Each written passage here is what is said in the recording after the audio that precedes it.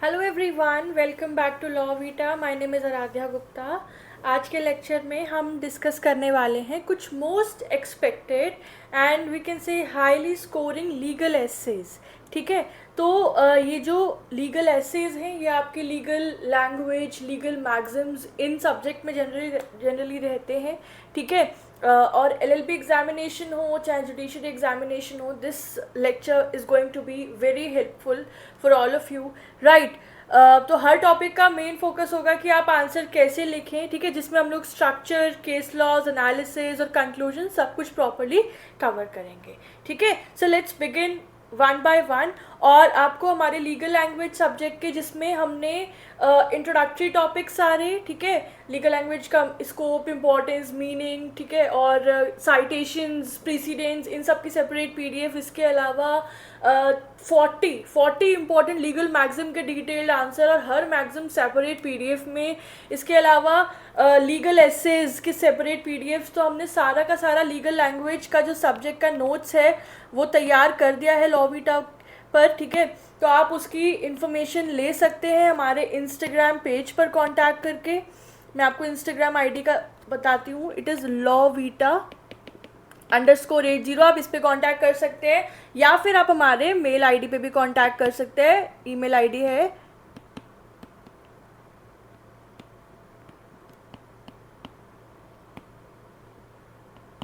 बाकी मैं ना नीचे डिस्क्रिप्शन बॉक्स में ये मेंशन कर दूंगी। हमारे नोट्स पेड रहते हैं, कंप्लीट डिटेल वाले जो हमारे लीगल लैंग्वेज के नोट्स हैं वो ओनली 350 रुपीज़ के हैं, जिसमें सारे टॉपिक्स आपके कवर्ड रहेंगे। ठीक है, तो आप कांटेक्ट कर सकते हैं। चलिए, हमारा पहला टॉपिक है आज का the role of law in women empowerment. ठीक है, लॉ का कितना इंपॉर्टेंट रोल है महिलाओं के सशक्तिकरण में, महिलाओं के एम्पावरमेंट में, महिलाओं के डेवलपमेंट में। तो लॉ का एक बहुत ही मेजर रोल है वुमेन को एम्पावर करने में, और कई सारे रूल्स, रेगुलेशंस हैं, लीगल फ्रेमवर्क्स हैं जो महिलाओं की प्रोटेक्शन और महिलाओं की एम्पावरमेंट को और सेफगार्ड करते हैं और इंश्योर करते हैं, जैसे कि protection of women from domestic violence act, sexual harassment of women at work place act 2013। ठीक है, तो ये जो लॉज हैं जो महिलाओं के राइट्स के लिए पर्टिकुलरली बनाए गए हैं, ये उनके राइट्स को प्रोटेक्ट करते हैं, सेफगार्ड करते हैं और इंश्योर करते हैं। ठीक है, तो इस एस्से को लिखते हुए आप पहले तो लिखेंगे कि लॉ का कितना इंपॉर्टेंस है, फिर आप इन लीगल फ्रेमवर्क्स को मेंशन करेंगे। उसके आगे हम बात करें तो कॉन्स्टिट्यूशन के भी जितने इंपॉर्टेंट प्रोविजंस हैं, specially the fundamental rights that ensure the gender equality, जो कि अल्टीमेटली वुमेन के एम्पावरमेंट को प्रमोट करते हैं। So they also play an important role in women empowerment, specially article 14, article 15, article 16 that ensures the gender equality. अच्छा, अब हम बात करें कि वुमेन एम्पावरमेंट का जो प्रोसेस है या जो सिस्टम है, ठीक है, उसमें कुछ चैलेंजेस भी फेस करने पड़ते हैं महिलाओं को। अभी भी कानून बन गए हैं लेकिन उनका पूर्णतः इम्प्लीमेंटेशन नहीं है। कहीं ना कहीं इम्प्लीमेंटेशन फ्रेमवर्क में फेलियर है, जिस वजह से अभी वो सिस्टम इतना स्ट्रांग नहीं हो पाया। महिलाएं अभी भी काफ़ी जगह पर वीक महसूस करती हैं, तो उस पर काम करना ज़रूरी है, जो कि एक चैलेंज है। इसके अलावा अवेयरनेस की कमी है। ठीक है, महिलाओं को अभी नहीं पता कि उनके क्या हक हैं, क्या हक नहीं है, उनके लिए क्या क्या प्रोटेक्शन के मेजर्स बनाए गए हैं बाय द गवर्नमेंट। इसके अलावा अभी भी समाज में हमारे पेट्रियार्कल सोसाइटी है, तो पेट्रियार्कल माइंडसेट भी एक चैलेंज है फॉर द डेवलपमेंट और एम्पावरमेंट ऑफ वुमेन। ठीक है, हम लोग कुछ लैंडमार्क केस लॉस की बात करें तो Vishakha versus state of Rajasthan, जिसमें वर्क प्लेस में महिलाओं की सुरक्षा के लिए गाइडलाइंस प्रोवाइड किए गए थे to protect them from the sexual harassment at workplace. Another important case for women empowerment is Chaira Bano versus Union of India, जो कि एक लैंडमार्क केस था जिसमें ट्रिपल तलाक को अनकॉन्स्टिट्यूशनल डिक्लेयर किया था बाय द सुप्रीम कोर्ट। ठीक है, तो आप इस तरह के लैंडमार्क केसेस भी मेंशन करिएगा अपने एस्से में। So what we conclude here is that the legal empowerment जो है वो तभी सक्सेसफुल है इन रिगार्ड्स टू वुमेन जब law plus education plus awareness तीनों मिलकर काम करें। ठीक है, तो आप कंक्लूजन लिखना that law plus education plus awareness, when all three of them work togetherly, then we can entirely or wholesomely ensure the women's protection and women's empowerment in our society. ठीक है, let's move towards the second legal essay that is upon the right to information. अच्छा, one more thing here, ये जितने भी हम लोग assess cover कर रहे हैं ये सब बहुत इंपॉर्टेंट है. ये सब ना ऐसे नहीं कि मैंने रैंडमली टॉपिक पिक कर लिए, नहीं, मैंने कुछ इंपॉर्टेंट यूनिवर्सिटीज़ की प्रीवियस ईयर क्वेश्चन से ये टॉपिक निकाले हैं कि लीगल लैंग्वेज के सब्जेक्ट के पेपर में ये रिपीटेडली पूछे जाते हैं और हम लोग वही डिस्कस कर रहे हैं. ठीक है, हम लोग यहाँ पे 20 लीगल एसेस डिस्कस कर रहे हैं. दूसरा है हमारा द राइट टू इन्फॉर्मेशन. तो देखो, राइट टू इन्फॉर्मेशन एक पावरफुल डेमोक्रेटिक टूल है जो सिटीजन को सरकार पे नज़र रखने का अधिकार देता है ना. सरकार जो पब्लिक है उसको ये राइट दे रहा है कि सरकार क्या कर रही है, क्या एक्शंस ले रही है, सरकार के क्या डॉक्यूमेंट्स हैं, क्या रिकॉर्ड्स हैं, उनकी जानकारी जो है वो एक सिटीजन जो है कंट्री का वो गवर्नमेंट ऑफिशियल से ले सकता है, डिमांड कर सकता है. यही है राइट टू इन्फॉर्मेशन की व्यक्ति के पास ये पावरफुल टूल है हमारी डेमोक्रेसी के अंदर कि वो इसके थ्रू सरकार पे नज़र रख सकता है. और इसका एक लेजिस्लेशन है हमारे कंट्री में, that is the right to information act 2005 which through its provisions empower the citizens to access the government information. लेकिन उसके कुछ एक्सेप्शंस भी हैं, जैसे कि जो कॉन्फिडेंशियल डॉक्यूमेंट्स वगैरह होते हैं उनको प्रिवेंट करा जाता है कि वो ऐसे पब्लिक में नहीं प्रोवाइड किए जा सकते हैं. ठीक है, तो आरटीआई एक्ट प्रोविजंस प्रदान करता है regarding the government documents, regarding the spending की सरकार किस किस स्कीम्स पे कितना कितना खर्चा करती है. तो वो आम जनता अगर पूछे तो बता सकती है कि क्या क्या स्पेंडिंग हुई. ठीक है, जो भी डिसीजंस हैं सब ट्रांसपेरेंट बनाए गए हैं क्योंकि अब आरटीआई एक्ट के तहत वो सब परव्यू हो रहे हैं ना. पर तो जो राइट टू इन्फॉर्मेशन का राइट है ये हमें क्या क्या इसका क्या इंपॉर्टेंस है. It enhance the transparency, it enhance the accountability है ना. It makes the public questionable. Public जो है गवर्नमेंट ऑफिशियल्स को अकाउंटेबल हेल्प करते हैं कि आपको जवाब देना पड़ेगा आप जो भी एक्शन ले रहे हो. And ultimately it reduces the corruption. कहीं ना कहीं करप्शन को कम करने में भी ये हेल्प करता है. ठीक है, कुछ चैलेंजेस अभी भी फेस करने पड़ते हैं, जैसे कि डीले इन द इन्फॉर्मेशन. ऐसा नहीं है कि तुरंत रिस्पॉन्स होता है, there takes delay in imparting the information. इसके अलावा ब्यूरोक्रेसी का नॉन कॉपरेशन, कई बार जो ब्यूरोक्रेटिक सिस्टम है वो सपोर्ट नहीं करता है. इसके अलावा a lot of time this right is being misused. तो this is also one of the challenge. ठीक है, we have a case here state of UP versus Raj Narayan. तो इसमें कोर्ट ने रिकॉग्नाइज किया that RTI it's a part of freedom of speech. तो इसमें right to information को पार्ट माना गया freedom of speech and expression के अंदर as within article 19 of Indian constitution. ठीक है, तो ये एक फंडामेंटल राइट के परव्यू में कवर किया गया था. And another case is CBSE versus Aditya Bandopadhyay. तो इसमें कोर्ट ने आरटीआई के स्कोप को डिफाइन किया था इन एक्सेसिंग द पब्लिक रिकॉर्ड्स. ठीक है, तो स्टूडेंट इन्फॉर्मेशन के एक्सेस को क्लैरिफाई किया था बेसिकली इस केस में. ठीक है, तो आरटीआई क्या है? Right to information is equals to transparency plus accountability plus strong democracy, है ना. इस तरह के जो राइट्स हैं ये हमारी डेमोक्रेसी को स्ट्रॉन्ग डेमोक्रेसी बनाते हैं. ये आप कंक्लूजन में लिखना. चलिए, थर्ड हमारा ऐसे है that is upon the universal civil code. बड़ा ही बहुत ही मोस्ट इंपॉर्टेंट मान लो, बहुत ज़रूरी है कि ये आ सकता है. ठीक है, यूनिफॉर्म सिविल कोड का मतलब है एक कॉमन पर्सनल लॉ हो फॉर ऑल द सिटीजन्स. और इसकी अभी एक हवा चली है कि देयर इज़ अ चांस कि इसके ऊपर जल्द ही कानून आएगा. ठीक है, और हमारे रिसेंट में उत्तराखंड गवर्नमेंट ने तो यूसीसी के ऊपर जो है कानून लेके आ भी गए हैं वो लोग. ठीक है, तो यूसीसी का मतलब है कॉमन पर्सनल लॉ है that will be followed up for all the citizens irrespective of any religion. ठीक है, वो हर रिलीजन पे फॉलो होगा और उनके लिए कॉमन सेट ऑफ लॉज जो है वो प्रदान किए जाएंगे पर्सनल मैटर्स में, जैसे कि related to the matters of marriage, divorce, succession etcetera. ठीक है, तो चाहे फिर वो हिंदू हो, चाहे वो मुस्लिम हो, चाहे क्रिश्चियन हो, सब पे एक समान कॉमन सेट ऑफ लॉ वो फॉलोड अप होगा. हमारे इंडियन कॉन्स्टिट्यूशन में आर्टिकल 44 जो है that is in the directive principle of state policy, वो स्टेट को एनकरेज करता है यूसीसी बनाने के लिए. ठीक है, पर कुछ इश्यूज रहते हैं, कुछ डिबेट्स रहती हैं, जैसे कि कॉन्फ्लिक्ट क्या रहता है, रिलीजियस फ्रीडम वर्सेस इक्वलिटी, है ना, या फिर कल्चरल डाइवर्सिटी हमारी कंट्री में इतनी है कि यूसीसी लागू कर पाना is a challenge. Similarly balancing the secularism with the religious freedom. तो ये कुछ डिबेट्स हैं, ये कुछ चैलेंजेस हैं जो चलते रहते हैं यूसीसी को लेके. ठीक है। There is a landmark case of Sarla Mudgal versus union of India, ये बाइगेमी से रिलेटेड केस था जिसमें कोर्ट ने यूसीसी की इंपॉर्टेंस को रेलेवेंस दिया and the court advocated for UCC to prevent the misuse of personal laws. Court ने कहा कि यूसीसी आना चाहिए ताकि पर्सनल लॉज का जो मिसयूज हो रहा है उसको रोका जा सके, ठीक है। और आप गोवा का इसमें मेंशन करिएगा कि गोवा में तो यूसीसी पहले से, सबसे पहले जो स्टेट था हमारी कंट्री में वो गोवा था जहाँ पे यूसीसी जो प्रिवेल कर रहा है, ठीक है। और ये जो जोस पॉलो कॉर्टिनो वर्सेस मारिया लुइजा पेरायरा का जो केस है, इसमें गोवा के यूसीसी मॉडल को प्रेस किया था कोर्ट ने, ठीक है, where in the court highlighted the need of UCC. तो यूसीसी एक सेक्युलर जेंडर इक्वल इंडिया के लिए ज़रूरी है, मेरा ये मानना है, लेकिन सेंसिटिवली इम्प्लीमेंट होना चाहिए, ठीक है, after taking all the parameters. चलिए, फोर्थ एसे इज जुवेनाइल डेलिंक्वेंसी। मुझे उम्मीद है इतने पॉइंटर्स से ना आप अपना 10 मार्क 20 मार्क का आंसर आराम से लिख सकते हो। लिखना सबको आता है बट हमको की पॉइंट सही होते हैं और इसीलिए हम लोग ये सेशन कर रहे हैं। Fourth point is juvenile delinquency. तो जब कोई माइनर यानी 18 साल से कम उम्र का बच्चा व्यक्ति कोई क्राइम करता है तो उसे हम जुवेनाइल डेलिंक्वेंट कहते हैं और उसके द्वारा किए गए क्राइम को या उस एक्टिविटी को हम जुवेनाइल डेलिंक्वेंसी कहते हैं, the crime committed by minor under 18 years of age, ठीक है। तो हमारी कंट्री में जुवेनाइल जस्टिस एक्ट ऑफ 2015 जो है that focus on this juvenile delinquency, तो उसका फोकस रहता है रिहैबिलिटेशन के ऊपर रादर देन पनिशमेंट, ठीक है, कि मतलब जो बच्चा भटक गया था और जिस वजह से उसने वो गलत काम किया उसको सुधारा जाए, रिहैबिलिटेशन पर्पस होता है इसका, ना कि पनिशमेंट देना। बहुत सारे प्रोविजंस है इसको लेके, ठीक है। तो क्या कारण होते हैं जुवेनाइल डेलिंक्वेंसी के? देखिए, गरीबी बहुत बड़ा कारण है, ठीक है। इसके अलावा पीयर प्रेशर भी एक कारण है कि गलत संगत की वजह से बच्चे गलत काम कर देते हैं। कई बार फैमिली इश्यूज, फैमिली का गलत इम्पैक्ट पड़ता है, ठीक है। Lack of education is also one of the reason. तो आप लिखना, ठीक है, लीगल फ्रेमवर्क क्या है, कारण क्या है, क्यों होते हैं, क्या इम्पैक्ट पड़ता है, ठीक है।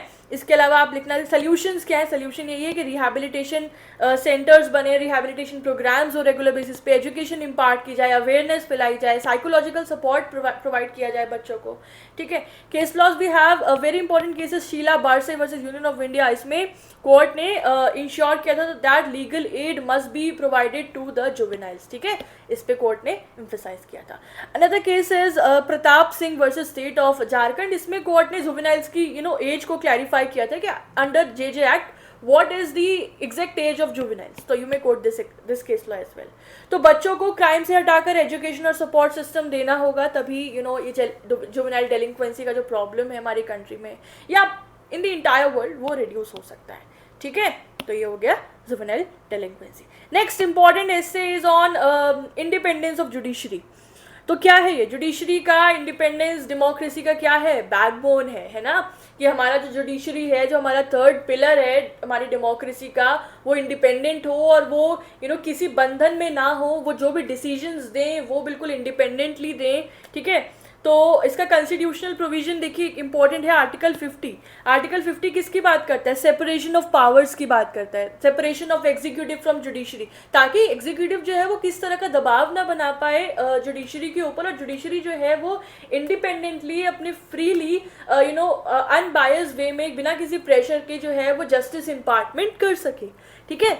तो judiciary must be free from executive and legislative influence, ये है इंडिपेंडेंस जुडिशरी का की एलिमेंट, ठीक है। इसके अलावा 124 जैसे जजेस अपॉइंटमेंट की बात है तो उसमें भी जो है किसी का इन्फ्लुएंस नहीं होना चाहिए। जजेस अपॉइंटमेंट जो है वो जुडिशरी के जो मेंबर्स हैं उन्हीं के ही उसमें होना चाहिए, लेकिन वो बिल्कुल ही उसमें कहीं नेपोटिज्म वगैरह का एलिमेंट ना ऐड हो जाए, इसलिए फिर कॉलेजियम सिस्टम लाया गया और जो है हमारे एग्जीक्यूटिव के मेंबर्स भी फिर उस अपॉइंटमेंट प्रोसीजर में इन्वॉल्व रहते हैं।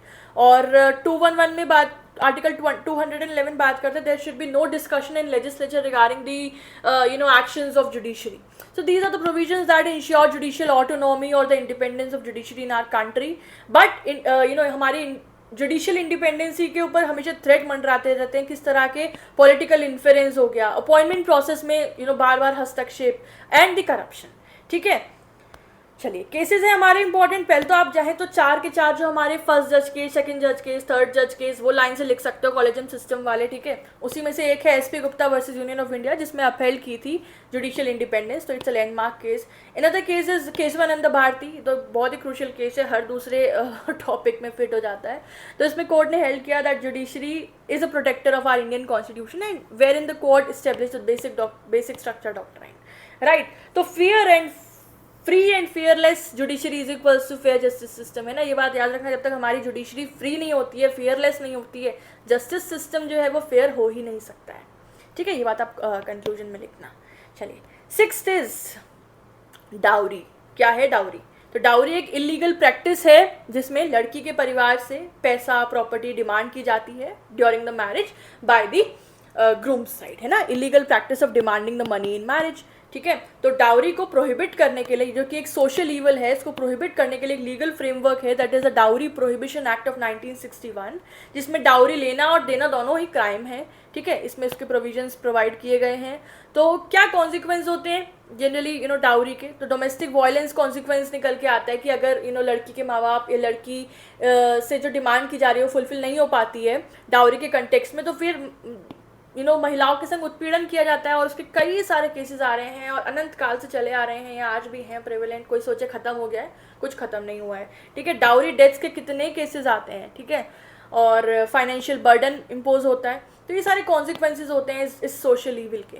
सोल्यूशंस क्या है? सोल्यूशन पहला तो यही है कि जो लॉ है, जो कानून है, वो स्ट्रिक्टली अधेयर हो, है ना, क्योंकि ये चीज़ हम बार बार कहते हैं कि लॉ तो बने हैं, पर क्या वो फुल्ली और होलसमली इम्प्लीमेंट हो रहे हैं, इन्फोर्स हो रहे हैं, ये एक सवाल उठता है, ठीक है। तो वही सोल्यूशन की स्ट्रिक्ट इन्फोर्समेंट हो, साथ साथ अवेयरनेस कैंपेन्स होल्ड किए जाएँ, सोशल रिफॉर्म्स लाए जाएँ, अलग अलग स्कीम्स लाए जाएँ महिलाओं के डेवलपमेंट के लिए, ताकि और लोगों में अवेयरनेस फैलाई जाए कि dowry is such a bad evil in our society, जिससे पूरा का पूरा सिस्टम खराब होता है ना।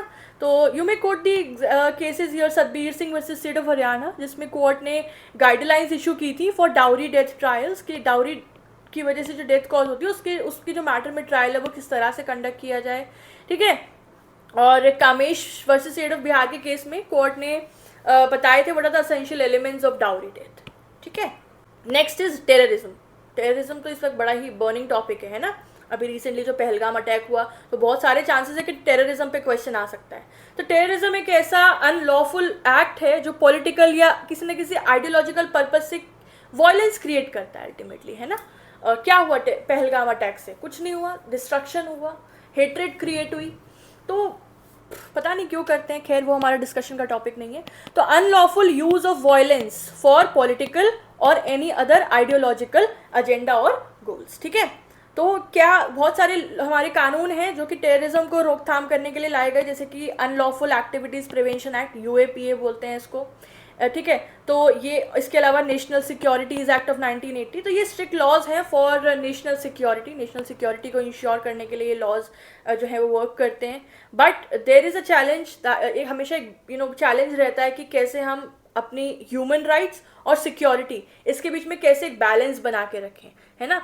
क्या है, जैसे अब देखिए, अब जो अभी अटैक हुआ, तो उसमें जब हमारी कंट्री पे अटैक हुआ, उसके बाद फिर हमने अपनी सुरक्षा के लिए हमें वहाँ पर अटैक करना था, तो कहीं ना कहीं उसमें कई दफ़ा जो इनोसेंट लोग होते हैं उनकी लाइफ जो है वो खतरे में आ जाती है, चाहे वो किसी भी स्टेट की लाइफ हो, चाहे हमारी कंट्री के इनोसेंट पीपल हो, चाहे उस कंट्री के हों।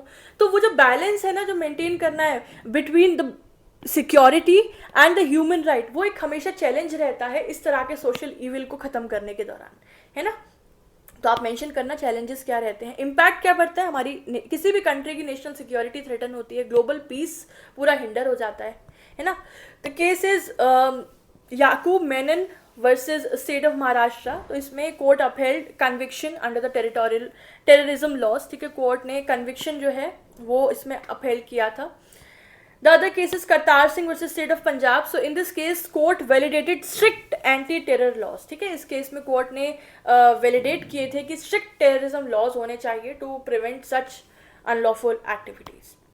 The next essay is should death penalty be abolished? तो ये भी एक बड़ा ही repeated टॉपिक रहता है हमारा, ठीक है। तो इसमें जनरली एक डिबेट का टॉपिक होता है, तो इसमें पूछते हैं कि इसमें जनरली हम लोग क्या बात करते हैं कि कौन इसके पक्ष में और कौन इसके विपक्ष में। तो दो यहाँ पे ग्रुप डिवाइड हो जाते हैं कि क्या डेथ पेनल्टी मिलनी चाहिए, क्या डेथ पेनल्टी नहीं मिलनी चाहिए। तो नहीं मिलने वाले ज़्यादातर लोग ये बोलते हैं कि ह्यूमन राइट्स के अगेंस्ट है ना, कि ह्यूमन राइट्स कंसर्न्स हैं इसमें, कई बार रॉन्गफुल कन्विक्शंस होते हैं, है ना।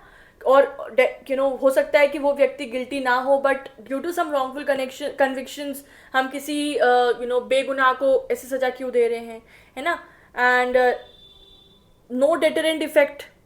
आर्ग्यूमेंट्स अगेंस्ट की बात करें तो justice for the heinous crime, ये बोला जाता है कि डेथ पेनल्टी देनी चाहिए जो भी अघन्य अपराध हैं, जो भी इस तरह के, जैसे फॉर एग्जांपल रेप है, ठीक है, तो ऐसे अपराधों के लिए या फिर ऐसे अटैक्स हैं, ऐसे अपराधों के लिए डेथ पेनल्टी सबसे अच्छा ऑप्शन होता है, ठीक है, ये कहा जाता है। तो आर्ग्यूमेंट्स अगेंस्ट में ये बात कही जाती है। इसके अलावा ये डेटरेंस, एक डर पैदा करते हैं इस तरह के जो लोग क्राइम कमिट करते हैं उनके अंदर की एक आध को दिया जाएगा तब लोगों में डर होगा कि अगर हम ऐसी एक्टिविटी करेंगे then what is the result is death penalty, है ना। And also for the public safety.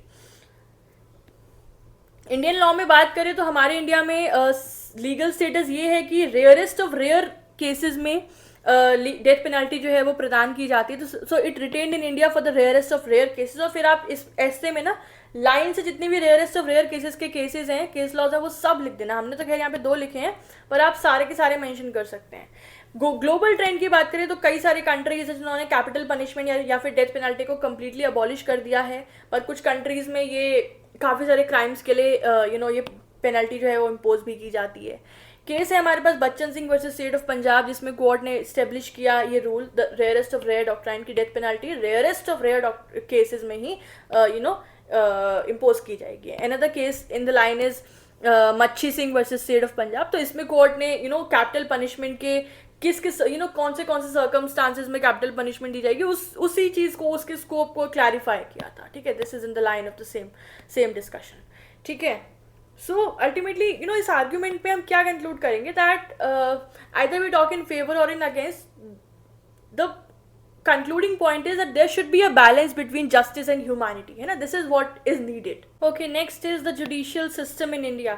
So हमारा जो इंडियन जुडिशियल सिस्टम है उसकी हायरार्की किस तरह से, the top court is Supreme Court, then the high courts, then the district courts, and there comes the लोक अदालत, ठीक है। so this is the multi-layered system of Indian judiciary, and our Indian judiciary perform multiple functions. The primary one is interpretation of laws. ये इनका primary function है, laws को interpret करना, justice ensure करना, है ना, cases को adjudicate करना, dispute resolution करना, and ultimately protecting the rights of the citizens of our country, ठीक है।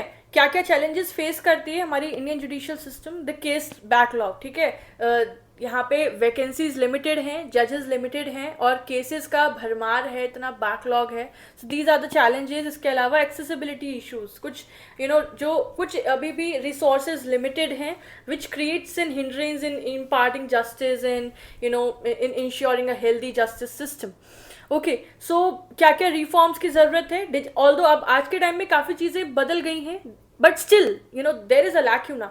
डिजिटाइजेशन होना चाहिए, फास्ट ट्रैक कोर्ट स्टेब्लिश की जाए, जजेस की अकाउंटेबिलिटी के सिस्टम को और ज़्यादा स्ट्रेंथन अप किया जाए, ठीक है। Case laws you may quote A K Gopalan versus state of Madras, जिसमें कोर्ट ने रूल ऑफ लॉ को री एम्फेसाइज किया और कोर्ट ने जुडिशियल रिव्यू के परव्यू को भी डिफाइन किया था, ठीक है। The next is Maneka Gandhi versus union of India. इसमें कोर्ट ने आर्टिकल 21 के स्कोप को एक्सपेंड किया। इसमें बेसिकली कोर्ट ने प्रोसीजरल फेयरनेस के ऊपर फोकस किया था। So these are important landmark judgments of our Indian judiciary, ठीक है। So what we conclude here that judicial reforms like digitization, like fast track courts are essential for strengthening our Indian judicial system, right? Okay, next is consumer protection. तो consumer rights protect करते हैं consumers को from unfair trade practices, right? जो भी unfair trade practices हैं उनसे protect करते हैं और उनको एक सिक्योरिटी इंश्योर करते हैं, एक सेफ्टी इंश्योर करते हैं इन दी मार्केट।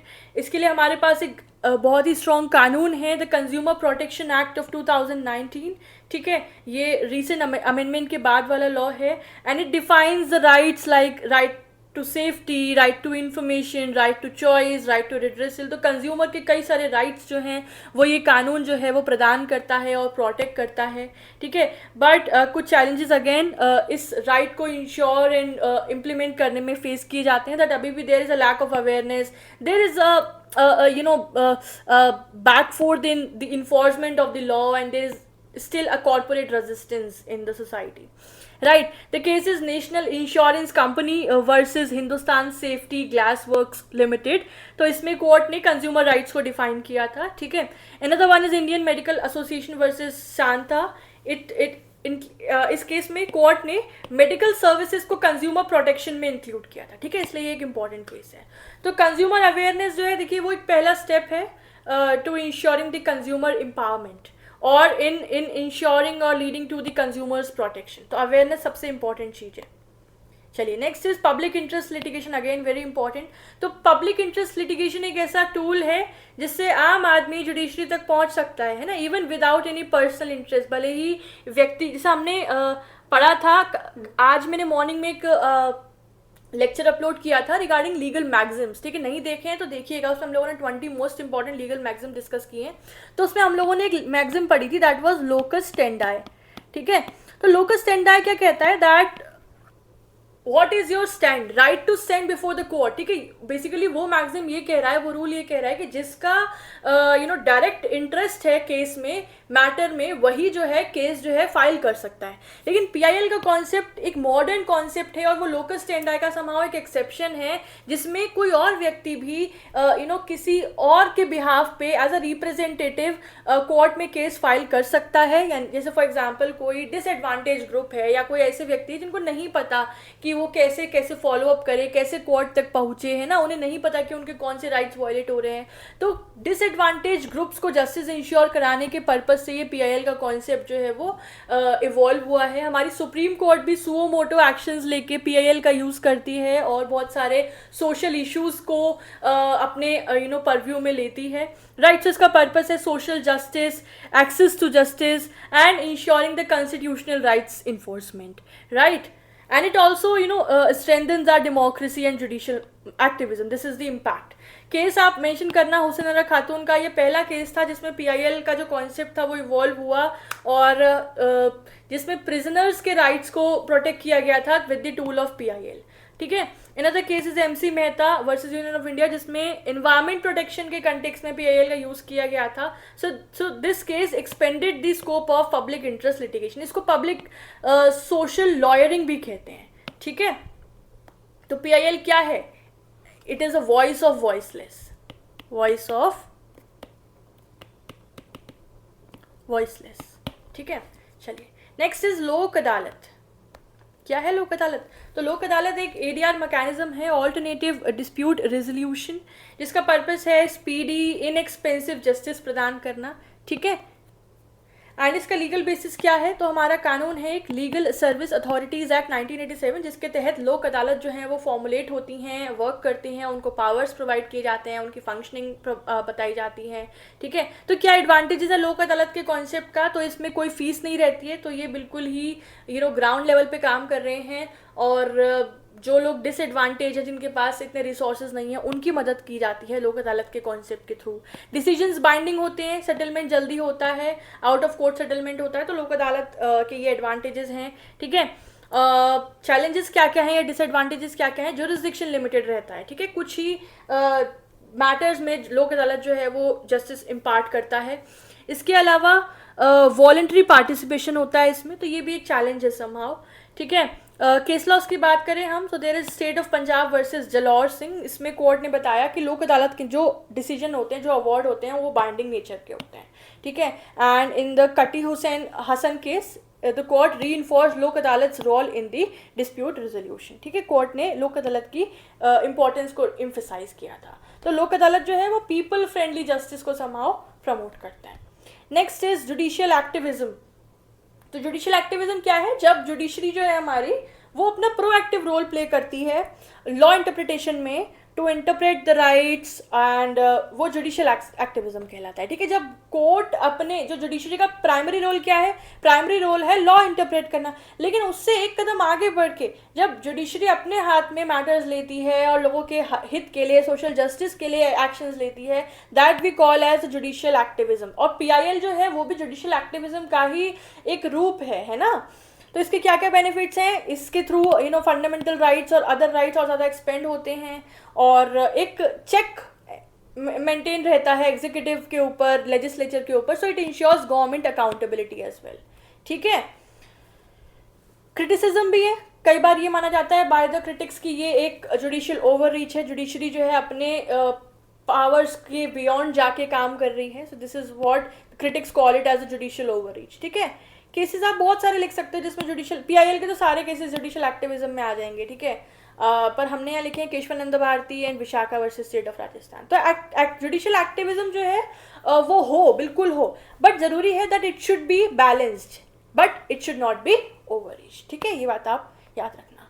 चलिए, नेक्स्ट इज ह्यूमन राइट्स. तो ह्यूमन राइट्स क्या है? वो बेसिक राइट है जो कि हर ह्यूमन बीइंग जो है वो सिंस बर्थ, अपने बर्थ से ही पा लेता है ना.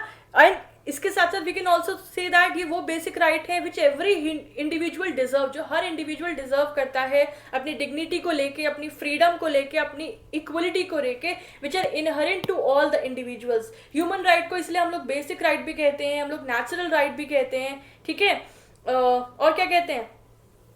यही कहते हैं. ठीक है, लीगल फ्रेमवर्क की बात करें तो इंटरनेशनल लेवल पर यूडीएचआर जो है इसका सुप्रीम लीगल फ्रेमवर्क है, universal declaration of human rights of 1948, जिसमें कई सारे ह्यूमन राइट्स के बारे में प्रोविजंस हैं, बहुत सारे राइट्स के बारे में बताया कि ये बेसिक ह्यूमन राइट्स हैं जो कि हर इंडिविजुअल को मिलने ही चाहिए. ठीक है, इसके अलावा हमारे इंडियन कॉन्स्टिट्यूशन ने भी इससे इन्फ्लुएंस होके कई सारे प्रोविजंस जो हैं ह्यूमन राइट्स से जुड़े हुए वो फंडामेंटल राइट्स के प्रोविजंस में ऐड ऑन किए हैं. जितने भी फंडामेंटल राइट्स हैं वो सब ह्यूमन राइट्स हैं, है ना. चैलेंजेस क्या क्या फेस करनी पड़ती हैं? There are violation in areas like the discrimination, poverty, political repression. जितने भी सोशल इश्यूज हैं they all are the hindrance in ensuring human rights, the basic human rights. ठीक है, और केस लॉज आप लिख सकते हो. ह्यूमन राइट ना अपने आप में एक अलग सब्जेक्ट है, इसमें तो कितने सारे हम लोग सब टॉपिक पढ़ते हैं कि human right of women, of children, of एससीज, of STs, marginalize people, indigenous groups, है ना, डिसेबल्ड पर्सनस. तो उससे जुड़े हुए जो केस आते हैं वो सब भर देना, है ना. हमने यहाँ पे प्रिजनर्स राइट्स को लेके केस लिखा है, DK Basu versus state of west Bengal, जिसमें कोर्ट ने अरेस्ट के रिगार्डिंग गाइडलाइंस इशू की थी और कोर्ट ने कहा था that the persons under arrest also have certain basic rights ना, तो उसको लेके गाइडलाइंस इशू की थी. Another one is NALSA versus union of India, very landmark case जिसमें कोर्ट ने ट्रांसजेंडर्स के राइट्स को प्रोटेक्ट किया था और रिकॉग्नाइज किया था. ठीक है, तो ह्यूमन राइट्स क्या है? It is a dignified life for all, है ना, it ensures dignified life for all. 15th is environment law.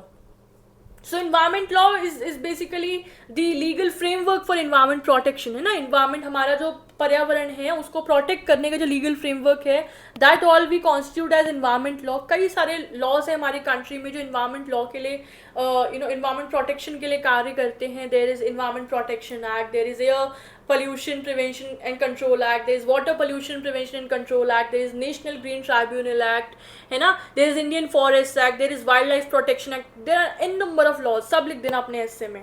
ठीक है, जुडिशरी क्या रोल प्ले करती है इन्वायरमेंट प्रोटेक्शन में? तो इन्वायरमेंटल जूरिस्प्रूडेंस डेवलप हुआ है, देखिए मुझे लगता है थ्रू पीआईएल के थ्रू इन्वायरमेंट जूरिस्प्रूडेंस डेवलप हुआ है और अब और ज़्यादा जो है जागरूकता बढ़ गई है इन्वायरमेंट प्रोटेक्शन को लेके और हमारे जो लॉज हैं वो और ज़्यादा इम्प्लीमेंटेशन में आ चुके हैं. और बहुत सारे लैंडमार्क केसेस हैं जिससे हमें पता चलता है कि इन्वायरमेंट प्रोटेक्शन के ऊपर जुडिशरी का काफ़ी एम्फेसाइज है, जैसे कि एमसी मेहता के सीरीज वाले सारे केसेस है ना, सारे फाउंडेशनल केसेस आप मेंशन कर देना, that led to the environmental safeguards. MC Mehta का तो बहुत ही क्रूशियल रोल है हमारी कंट्री में एनवायरमेंट प्रोटेक्शन को लेके. इसके अलावा Vellore citizens versus union of India का केस आप मेंशन करना. ठीक है, जिसमें पल्यूटर पे प्रिंसिपल जो है वो लेट डाउन किया गया था. ऐसे बहुत सारे केस है. There is RLEK versus state of Uttarakhand, है ना. और कौन सा केस है अभी मुझे यही याद आ रहा है. ठीक है, नेक्स्ट 16th इज सेक्युलरिज्म. तो सेक्युलरिज्म क्या है? It states that separation of religion from state affairs, यानी कि स्टेट का रिलीजन से दूर रहना. ठीक है, लेकिन सभी रिलीजन को, सभी धर्मों को इक्वली ट्रीट करना. यानी कि इसका मतलब ये होता है कि स्टेट का खुद का कोई रिलीजन नहीं होता है, पर स्टेट सभी के रिलीजन्स का सम्मान करता है और सभी को इक्वली ट्रीट करता है. ठीक है, सभी धर्मों को एक समान मानता है. ठीक है, तो हमारे इंडियन कॉन्स्टिट्यूशन में प्रीएम्बल हो गया, चाहे हमारे आर्टिकल 25 से 28 के जो प्रोविजंस हैं वो रिलीजियस फ्रीडम को प्रदान करते हैं और उसके प्रोविजंस जो हैं वो इंश्योर करते हैं. हमारे प्रीएम्बल में क्या लिखा है? We the people of India having solemnly resolve to constitute India into a sovereign socialist secular democratic republic. तो प्रीएम्बल में ही बताया गया है दैट हमारी कंट्री का जो नेचर है वो सेक्युलर है. ठीक है, कुछ चैलेंजेस फेस करने पड़ते हैं सेकुलरिज्म में भी हमें, जैसे कि रिलीजियस इंटॉलरेंस हो गया, कम्युनलिज्म हो गया, पॉलिटिकल मिसयूज़ हो गया, है ना। तो इसका सल्यूशन क्या है, जितने भी हमारे कानून हैं उन सबको स्ट्रेंथन अप किया जाए और एक हार्मनी मेंटेन करने की कोशिश की जाए, समय समय पे लोगों में अवेयरनेस फैलाई जाए, ठीक है। केस लॉज है, इससे रिलेटेड एक लैंडमार्क केस है SR Bommai versus union of India का केस है 1994 का, जिसमें कोर्ट ने सेकुलरिज्म को डिफाइन किया और बताया दैट सेकुलरिज्म जो है वो हमारे इंडियन कॉन्स्टिट्यूशन का बेसिक फीचर है, इसलिए उसको जो है आप अमेंड नहीं कर सकते हैं, ठीक है। ये हमारी कंट्री का बेसिक फीचर है। इसके अलावा केशवानंदा भारती में भी कोर्ट ने सेकुलरिज्म के कॉन्सेप्ट को राइटरेट किया था, ठीक है। तो ट्रू सेकुलरिज्म का क्या मतलब है, it simply believes in the quotation of unity in diversity, है ना। चलिए, next is right to die, मृत्यु की हक, है ना कि एक व्यक्ति को, क्योंकि वो अपनी लाइफ से इतना परेशान है या इस तरीके की वो अपनी फिजिकल और मेंटल प्रॉब्लम से सफ़र कर रहा है, that he ask for the right to die, ठीक है। सो ये एक लीगल रिकॉग्निशन है, right to die of euthanasia and assisted suicide, ठीक है। Autonomy versus we can say that right to die जो है जनरली एक डिबेटेबल टॉपिक रहता है, a debate between autonomy versus the sanctity of life, ठीक है।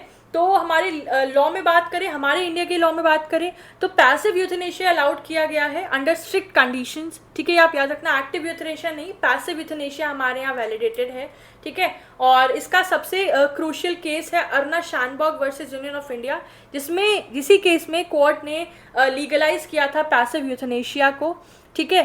Court allowed the withdrawal of the life support, क्योंकि अरुणा जो भी उसमें जो पर्सन थी जिन्होंने जो राइट टू डाई डिमांड की थी वो ऐसी हेल्थ इशू से सफ़र कर रही थी, तो कोर्ट ने उसमें अलाउ किया उन्हें कि जो उनका लाइफ सपोर्ट है उससे आप विड्रॉ करिए धीरे धीरे, so that is what we call as a passive euthanasia, ठीक है। तो ये एक लैंडमार्क केस है। इसके अलावा Common Cause versus union of India is again a very important case, जिसमें कोर्ट ने पैसिव यूथनेशिया को रिकॉग्नाइज किया था and the court recognise the living wills, ठीक है। तो राइट टू डाई जो है, right to die with dignity, ये आर्टिकल 21 का पार्ट है, अब ये लिखिएगा that right to die with dignity is a part of right to life, यही हमारे इंडियन जुडिशरी ने जो है वो अपहेल्ड किया है in different landmark case laws. The next legal essay is the democracy is the future of mankind, है ना।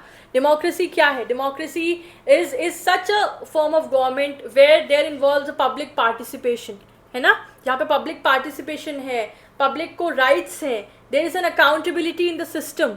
So the governance system which ensures public participation is what we call as democracy, है ना। इसके क्या की features होते हैं, there is free election, there is rule of law, there is fundamental rights, there is freedom of speech, इसके की elements हैं, की फीचर्स हैं। तो आप पहले डेमोक्रेसी क्या है उसको एक्सप्लेन करना, हमारी इंडियन डेमोक्रेसी कैसी है उसको बताना, फिर आप की फीचर्स बताना डेमोक्रेसी के, इसके अलावा बताना कि क्या क्या चैलेंजेस फेस करती है एक डेमोक्रेटिक स्टेट, जैसे कि करप्शन हो गया, है ना, पॉलिटिकल इंस्टेबिलिटी, पॉलिटिकल इश्यूज जो हैं जितने भी हैं, और मिसयूज़ ऑफ दी, जो भी लोगों के पास पावर है उसका misuse, misinformation, these are the key challenges which are being faced in a democratic state, है ना। Case laws you may mention Keshavananda Bharati, you may also mention Indira Gandhi versus Raj Narayan, जिसमें कोर्ट ने इलेक्टोरल डेमोक्रेसी को डिफाइन किया था, ठीक है, डेमोक्रेसी के स्कोप को वाइडन अप करते हुए।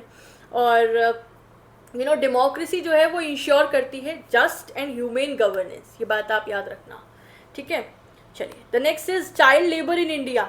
सो चाइल्ड बच्चों से मजदूरी कराना in the hazardous conditions that we call as the child labour. तो हमारी कंट्री में कई सारे लॉज हैं जो कि चाइल्ड लेबर को प्रोहिबिट करते हैं। The very important one is the child labour prohibition and regulation act of 1986, ठीक है।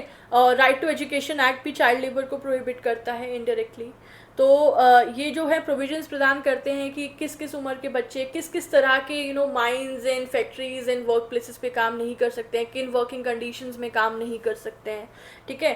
पर इन फ्रेमवर्क्स को इम्प्लीमेंट करने में कुछ चैलेंजेस फेस किए जाते हैं, जैसे कि गरीबी तो बहुत बड़ा कारण है कि वरना कौन भेजेगा अपने बच्चों को, है ना, इतनी परेशानियों में इतने यंग एज पे काम करने के लिए। But poverty is one of the reason. इसके अलावा लैक ऑफ एजुकेशन, माँ बाप को इतनी पता ही नहीं है कि बच्चों को कहाँ भेजना है, काम कराना है, नहीं कराना है। इसके अलावा अभी इतना थोड़ा वीक इन्फोर्समेंट होता है हमारे लॉज का, वो भी एक चैलेंज रहता है in dealing with such social issues. तो आप केसेस लिखिएगा। सबसे इंपॉर्टेंट केस है यहाँ पे हमारा People's Union for Democratic Rights versus union of India of 1982, जिसमें कोर्ट ने एक्सपेंड किया था चाइल्ड लेबर प्रोटेक्शन को लेके, एंड इसके साथ साथ कोर्ट ने इसमें बॉन्डेड लेबर्स के राइट्स को भी प्रोटेक्ट किया था, ठीक है। और MC Mehta versus state of Tamil Nadu 1996 वाला जो केस है, उसमें भी कोर्ट ने चाइल्ड लेबर के रिगार्डिंग जजमेंट दिया था, that court ban child labour in the hazardous jobs, ठीक है। तो क्या लगता है आपको, what is the biggest weapon against child labour? मेरे अकॉर्डिंग तो education is the biggest weapon, है ना। एंड ऑल्सो अगर हम पॉवर्टी कम कर सकें अपने देश में, तो ये ऑब्वियसली गवर्नमेंट का काम है, बट पॉवर्टी कम हो पाना is quite a more difficult task. मुझे लगता है अगर हम लोग एजुकेशन पे ज़्यादा ध्यान दें हमारी सरकार, तो एजुकेशन सबसे बड़ा वीपन है चाइल्ड लेबर को ख़त्म करने के लिए, है ना। चलिए हमारा last topic, okay, that is the rule of law. तो नेचुरल जस्टिस का बहुत इंपॉर्टेंट प्रिंसिपल है ये rule of law, that ensures that सबको इक्वल, सभी को इक्वल ट्रीट किया जाए कानून के सामने, that law applies equally to all, ठीक है। लॉ सब पर एक समान रूप से अप्लाई हो, किसी भी तरीके का डिस्क्रिमिनेशन ना हो किसी भी ग्राउंड पे, be it religion, be it caste, creed, sex, colour, है ना, या फिर प्लेस ऑफ बर्थ, कोई भी चीज़ नहीं, ठीक है। तो इसके क्या की प्रिंसिपल्स रहते हैं? Equality, fairness, and they should be no arbitrary power, ठीक है। कोई भी आर्बिट्ररी पावर नहीं हो किसी के पास, ठीक है, जो कि एक ऐसा रूलिंग ना हो किसी के ऊपर, किसी पे कोई दबाव ना डाले, किसी के संग पक्षपात ना करे, और हमारे समाज में लीगल ट्रांसपेरेंसी रहे, सभी के राइट्स इंश्योर्ड हों, जुडिशियल इंडिपेंडेंस रहे। These all are the key elements in the principles of rule of law. But rule of law को स्टेब्लिश करने में भी कुछ चैलेंजेस फेस किए जाते हैं, जैसे कि delay in justice, political interference. अच्छा, इसके अलावा रूल ऑफ लॉ का जो कॉन्सेप्ट है वो इंग्लैंड के एक जूरिस्ट थे प्रोफेसर A.V. डाइसी, उनके द्वारा रूल ऑफ लॉ का जो कॉन्सेप्ट है वो लाया गया था। उन्होंने 3 पोस्टुलेट्स भी प्रोवाइड किए थे रूल ऑफ लॉ के, तो आप उनको भी मेंशन कर सकते हैं इसमें, ठीक है। आप बताइएगा रूल ऑफ लॉ का क्या इंपॉर्टेंस है, that it ensures fairness, stability, it ensures the protection of rights, है ना। And then we can also quote the cases here. A.K. Gopalan, इसमें रूल ऑफ लॉ को कोर्ट ने इंटरप्रेट किया, डिफाइन किया था। एंड मेनका गांधी वाला केस भी इंपॉर्टेंट है, जिसमें कोर्ट ने आर्टिकल 21 को एक्सपेंड करते हुए प्रोसीजरल फेयरनेस पे डिस्कशन करते हुए जजमेंट दिया था। तो रूल ऑफ लॉ क्या है? Rule of law is the soul of our constitution, है ना, and a very important principle of natural justice, of course. तो ये हो गए हमारे 20 the most important legal essays, ठीक है। अच्छे से तैयार करिए इनको, और मैंने अपनी पूरी कोशिश की है कि आपको ये इसी एक ही लेक्चर को सुन के तैयार हो जाए। बस अब कल बस सीधा लिख के आओगे आंसर, और अच्छे से लिख के आओगे, है ना। और अगर आप स्ट्रक्चर्ड फॉर्मेट में लिखेंगे तो आपके मार्क्स पूरे आने ही आने हैं, है ना। कैसे लिखोगे? इंट्रोडक्शन लिखो सबसे पहले, फिर लीगल फ्रेमवर्क्स बताओ, उस टॉपिक से जुड़े हुए चैलेंजेस बताओ, इंपॉर्टेंस बताओ, है ना, फिर केस लॉज बताओ, वे फॉरवर्ड बताओ, यानी कि क्या सोल्यूशन है आपके अकॉर्डिंग, और उसके बाद कंक्लूजन दो, ठीक है। आप हेडिंग्स में लिखिए, और हेडिंग में जब आप लिखते हैं तो एक अच्छा इम्पैक्ट डालता है एग्जामिनर के सामने, ठीक है। और आपको भी फिर समझ में आ जाता है कि कैसे कैसे मुझे अपने आंसर को फ्रेम करना है, ठीक है। तो बस यही था आज का लेक्चर। पढ़ते रहिए। All the best to everybody whosoever is having the exam, ठीक है। I will be back soon with another such important lecture. उसके लिए आप चैनल से जुड़े रहें। और अगेन मैं कहूँगी, अगर आपको इस सब्जेक्ट के या किसी भी और सब्जेक्ट के हमारे लॉ नोट्स चाहिए, तो आप हमारे इंस्टाग्राम पेज या हमारे ईमेल आईडी पे कांटेक्ट करना, मैं रिप्लाई करती हूँ जितना जल्दी हो सके, ठीक है। हम आपको सारी डिटेल्स देंगे, बट बात ये है कि हमारे नोट्स पेड रहते हैं, ठीक है। So thank you for watching, stay tuned with our channel, have a good day, bye bye.